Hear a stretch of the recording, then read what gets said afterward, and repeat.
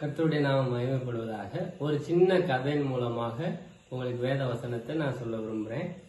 பார்த்தீங்கன்னா, ஒரு ஒரு ஊர்ல ஒரு கணவன் மனைவி இருந்தாங்க. அவங்களுடைய கணவர் ரொம்ப வெள்ளந்தியா ஏமாளியாக இருந்தாராம். அப்ப அவங்க மனைவி சொன்னாங்களாம், எங்க நம்ம வீட்டுல பசுமாடு இருக்கு, இதை போய் வித்துட்டு வந்துருங்க அப்படின்னு சொல்லி அவங்க மனைவியை அனுப்பி விட்டாங்களாம். அவர் அந்த மாடை பிடிச்சிக்கிட்டு பாதையில போகும்போது ஒரு ஆட்டு மாதிரி மாடை பத்திட்டு இருந்தாராம். அப்ப ஐயா நீங்க என்ன பண்ண போறீங்க? நான் அந்த மாடை விற்க போறேன். அப்ப அந்த மாடை எனக்கு கொடுங்கன்னு சொல்லி கேட்டோன்னே மாடை அவர் கொடுத்துட்டாராம். மாடை கொடுத்துட்டு பதிலாக இவர் அந்த ஆட்டை கொடுத்தாராம். அவர் அந்த மாட்டை கொடுத்துட்டு ஆட்டை பிடிச்சிட்டு போய்கிட்டே இருந்தாராம். கொஞ்ச தூரம் போகும்போது பாத்தீங்கன்னா ஒரு கோழி வியாபாரி வந்தாராம். கோழி வியாபாரி ஐயா நீங்க எங்க போறீங்க? இந்த ஆடை விற்க போறேன், இந்த ஆட்டை எனக்கு கொடுங்க அப்படின்னு சொல்லிட்டு அந்த ஆடை வாங்கிட்டு பதிலாக அந்த கோழியை கொடுத்தாராம். அப்புறம் கொஞ்ச நேரம் கழிச்சு போயிட்டு இருக்கும்போது இடையில ஒரு முட்டை விற்கிறவர் வந்தாராம். ஐயா எங்க போறீங்க? நான் இந்த கோழியை விற்க போறேன்.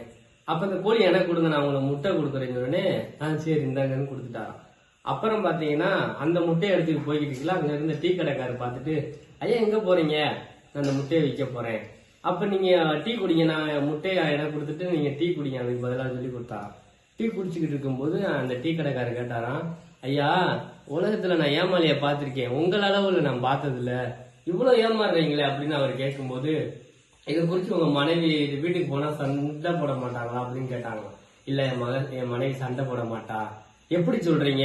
இல்ல போட மாட்டா, என்ன திட்ட மாட்டா அப்படின்னு சொன்னாராம். சரி அப்படி போட்டா என்ன பண்றது அப்படின்னு டீ கடைக்காரி கேட்கும்போது, இல்ல போட மாட்டாங்க, வேணும்னா நம்ம ஒரு சபதம் எடுத்துக்கிடுவோம். அப்படி என் மனைவி இந்த மாட்டை இப்படி விட்டுட்டு இப்படி ஏமாந்துட்டு வந்துட்டேன்னு சொல்லி சண்டை போட்டா என் வீட்டை உங்க பேர்ல நான் எழுதி வச்சிடுறேன். ஒருவேளை அவ சண்டை போடாம சமாதானம் ஆயிருந்தாருன்னா உங்க டீ கடை எனக்கு எழுதி வச்சிருக்கீங்களான்னு இவர் கேட்டாராம். அப்படியா? இந்த உலகத்துல எந்த மனையும் அப்படி இருக்க மாட்டா, நான் நிச்சயமா எழுதி தந்துறேன்னு சொல்லி அவர் என்ன சொன்னாராம், டீ கடை எழுதி கொடுக்குறேன்னு முடிவு பண்ணிட்டாங்க. இப்ப அவங்க வீட்டுக்கு போறாங்க.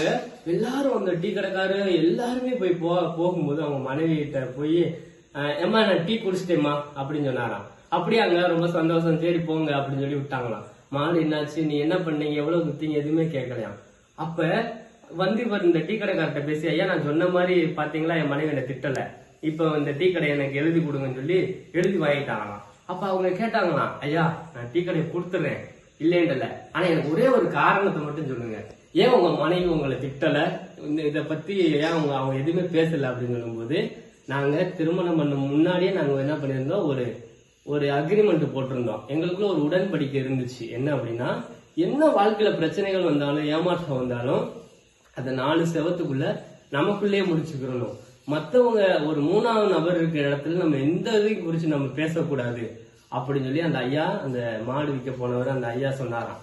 இதை கேட்டோன்னே அவங்களுக்கு ரொம்ப ஆச்சரியமா இருந்துச்சான். வேத வசனம் என்ன சொல்லுது பாருங்க.